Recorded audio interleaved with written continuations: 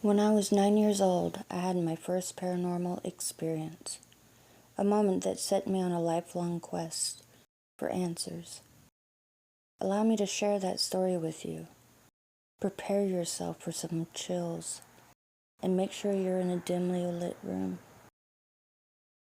I woke up in what could only be described as the coolest bedroom for a kid my age.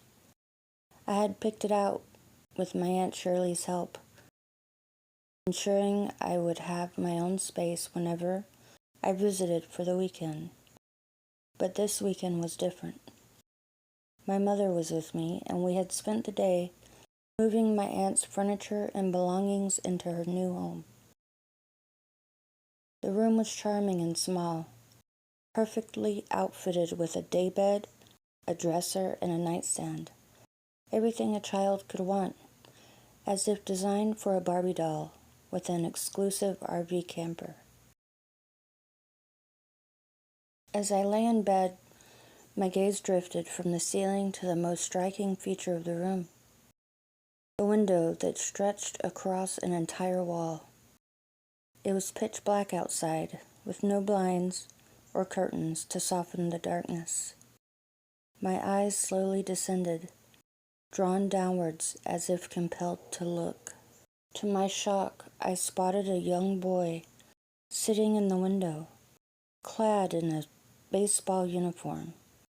His legs dangled outside the frame, swaying slightly.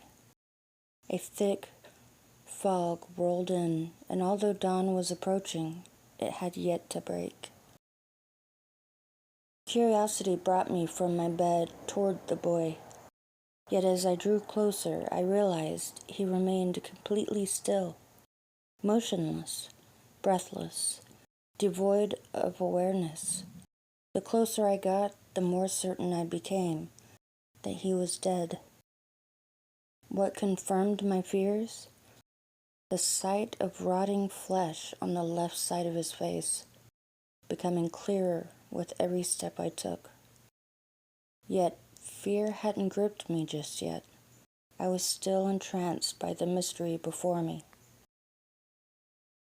Just then something outside the window caught my eye. A figure moving in the fog.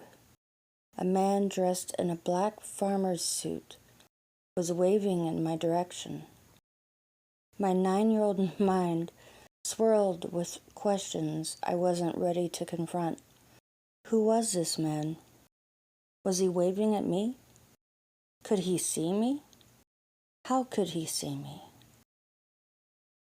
I noticed the boy's baseball uniform appeared to be from the 1950s, while the farmer's attire seemed to belong to the 1800s. Here we were, the dead boy suspended between modernity and an ancient farmer, who was now frantic, waving his hat and gesturing wildly.